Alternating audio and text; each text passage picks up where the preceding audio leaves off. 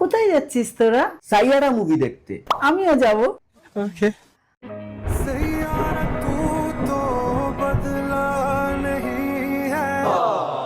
তোদের দেখে না 3 ইডিয়টস এর কথা মনে পড়ে যাচ্ছে। র্যাঞ্চো যখন রাজুর বাবাকে নিয়ে হসপিটাল যাচ্ছিল, আর তুই বাইক বার করেছিস কেন? তিনজনে আছি, গাড়ি বের কর।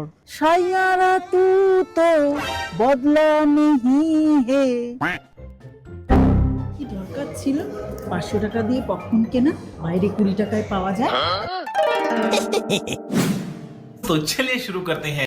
Few moments later. देखो उसे की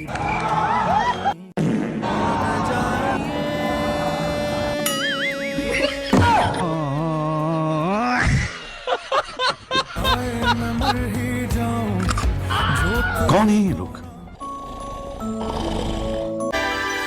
কি ভালো না মুভিটা। হ্যাঁ, খুব মিষ্টি প্রেমের গল্প, কিন্তু মেয়েটা বারবার ভুলে যাচ্ছিল। যদি ঠিকমতো ব্রেনোলিয়া খেত তাহলে বারবার ভুলে যেত না।